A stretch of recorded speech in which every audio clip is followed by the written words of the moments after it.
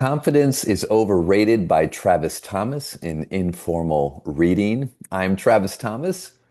Hello. This is Chapter 7, Joy in the In-Between. This is, biasly, one of my favorite chapters, as was last chapter. If you haven't listened to chapters 1 through 6, they are already posted here on YouTube. Here we go. Chapter 7, Joy in the In-Between. Quote, "Leap and the net will appear." That is an African proverb. Recently, my wife and I were in Florida for a wedding. We wandered into a local shop that my sister recommended to us. And hanging up on the wall was a giant banner that read, "Find the joy in the in-between." What? My wife and I looked at each other and both agreed we needed that banner. Fortunately, they sold smaller ones the size of golf flags. It fits nicely on the wall in our bedroom. As the quote at the top of the page reads, my wife and I have been living by the mantra of leap and the net will appear for our whole marriage. I referenced it in my first book, and I've already mentioned it again in a previous chapter. It is our family mantra. It's at the heart of how we navigate our lives. For years, our kids had to pass a canvas painting in our stairwell with the message, "Leap and the net will appear," as they went up and down the stairs. I hope the message has sunk in. Once you leap, you have now entered the in-between. We just spent an entire chapter talking about the power of the space between, based on Frankl's quote, but it requires a deeper exploration. The in-between, what a scary place to be. Most of us go our entire life trying to avoid the in-between or trying to spend as little time there as possible. But you can't. Life is just a series of endless in-betweens, with the occasional sense of security and satisfaction. As soon as you arrive at your next goal or accomplishment, it's just a matter of time before you desire the next one. The journey of getting from one goal to the next is the in-between. Like I said, we spend our whole lives there. More and more, it seems like I am coaching people on the concept of embracing the in-between. I recently had a call with a professional soccer player I've been working with for a few years. When we spoke the previous month, he was struggling. He was having a hard time getting on the field, and when he did, he didn't feel the coaches believed in him. We talked about him controlling the things he can control, which didn't include his coaches. I introduced the concept of the in-between, and we talked about all the in-betweens he has already experienced in his life and career. There have been a lot. Instead of focusing on the destination, we talked about finding joy in where he was at that moment, his current in-between.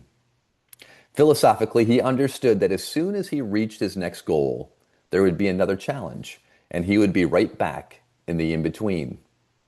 It would be a different in-between, but an in-between nonetheless. So, the joy isn't in reaching a goal, but bringing joy to where you are, here, now. Weeks later, when he reached out to me and wanted to talk, I was surprised.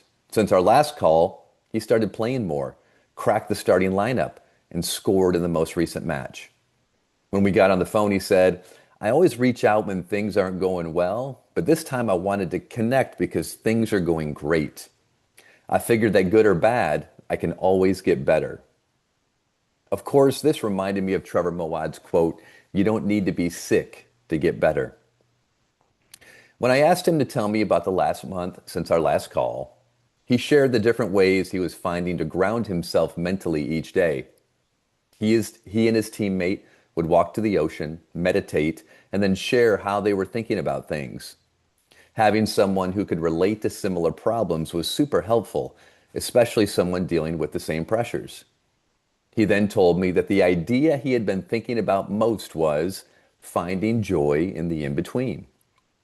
He said that since our last call, he was focused on enjoying each day, appreciating his life and opportunity, and just embracing the moment.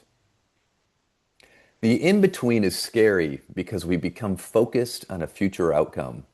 There it is again, the past and the future. Our fear, stress, and anxiety are always connected to a past event or a future possibility.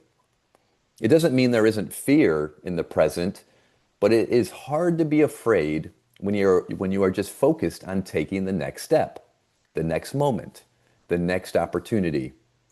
When we find ourselves in the in between, it is easy to think there is no safety or stability, like flying on a trapeze without a net. Speaking of the trapeze, nearly 20 years ago, at the beginning of my performance coaching training, I was introduced to The Parable of the Trapeze by Dane and Perry. I loved this writing so much, I reached out to the publisher to ask permission to post, and they agreed. So, thank you to www.earthstewards.com for the permission. Danon's words can be purchased on their site, and if anyone wants permission to use Danon's work, please contact them first. The Parable of the Trapeze was even turned into a spoken word song, but I'm not going to sing it for you. Whew. Instead, I'm posting it below. Enjoy. So here it is, The Parable of the Trapeze from Warriors of the Heart by Dane and Perry. Sometimes I feel that my life is a series of trapeze swings. I'm either hanging on to a trapeze bar swinging along, or for a few moments in my life, I'm hurtling across space in between trapeze bars. Most of the time, I spend my life hanging on for dear life to my trapeze bar of the moment. It carries me along at a certain steady rate of swing, and I have the feeling that I'm in control of my life. I know most of the right questions and even some of the answers. But every once in a while, as I'm merrily or even not so merrily swinging along, I look out ahead of me into the distance, and what do I see?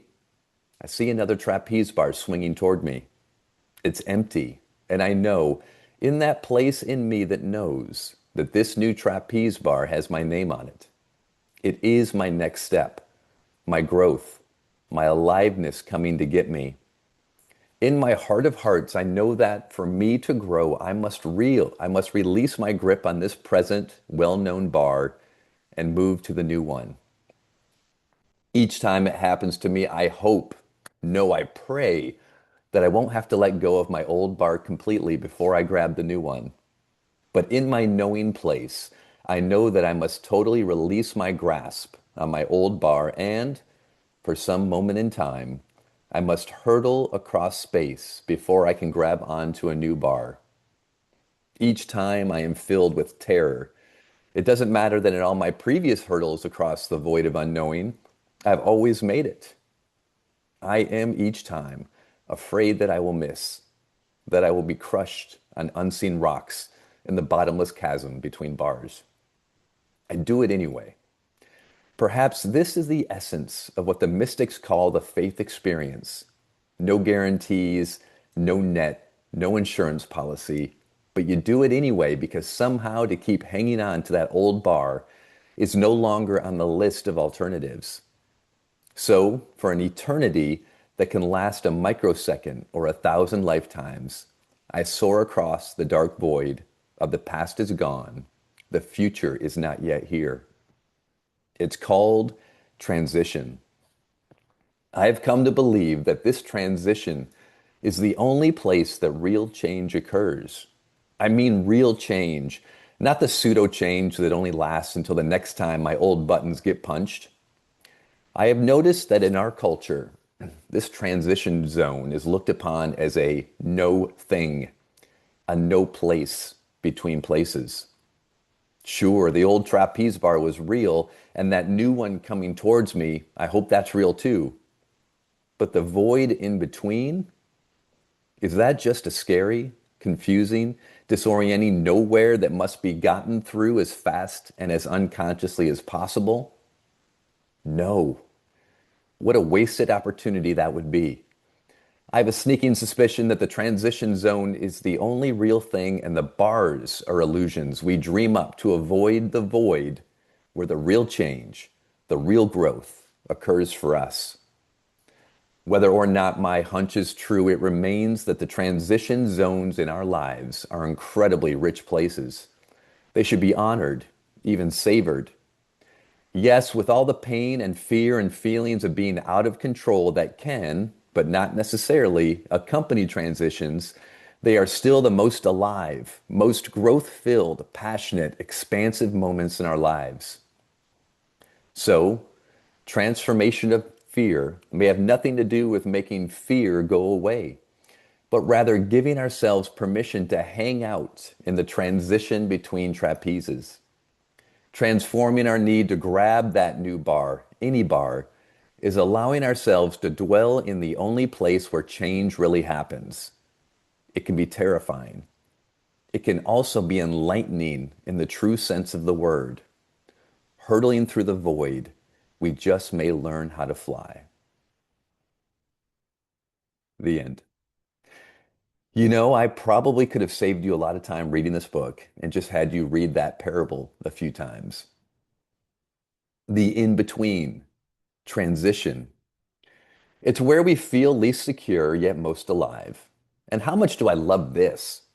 So, transformation of fear may have nothing to do with making fear go away, but rather with giving ourselves permission to hang out in the transition between trapezes. End quote. Permission to hang out in the transition is what we all need. It's not about making the fear go away. Permission granted. The goal is not to get through the in between as quickly as possible. It's where we learn and grow the most. It's where we experience how to thrive in uncertainty. It's where we release that false sense of certainty and leap into courage. It is the only way to gain real confidence and experience. It's where we learn to trust ourselves and find that will to push on because we remember we've done it before. I think of a child who is learning to swim.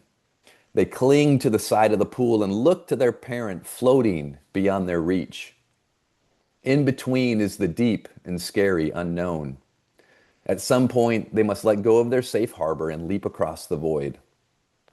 For a moment, there is no parental hand grabbing and pulling them to safety. They're on their own. They reach nothing. They grasp, kicking their legs, stroking their arms. Finally, they arrive, exhausted, but relieved. They leapt into the unknown and survived. Courage led to confidence. Now what? It's time to do it again, but this time the distance has grown. It's time for the next in between. My decision to step away from the national team after the 2022 World Cup wasn't easy. The opportunity was there to continue with the team.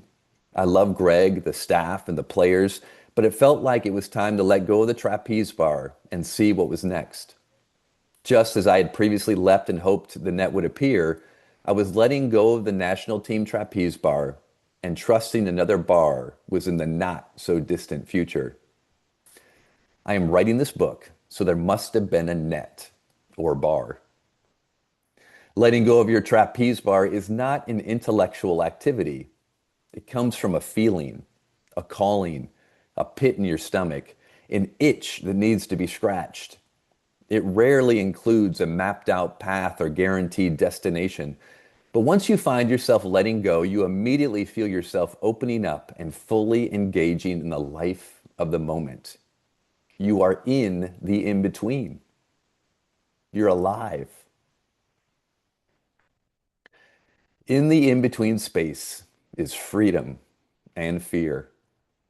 In that space, where we spend most of our lives, if you can lift your head, smile, express gratitude,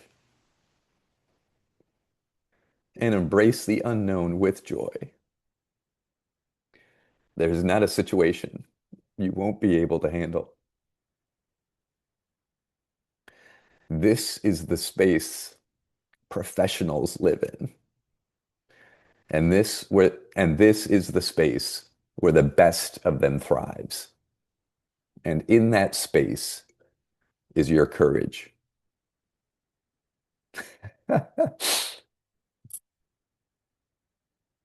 You think I believe in this? All right, here are your chapter 7 reflection questions. Number 1, can you think of a time when you thrived in uncertainty? What happened? Number 2, what does the in between in your life look like right now? Number three, how is this experience forcing you to grow? All right, there you have it. Chapter seven. I would apologize for getting choked up, but I'm not. We'll see you soon.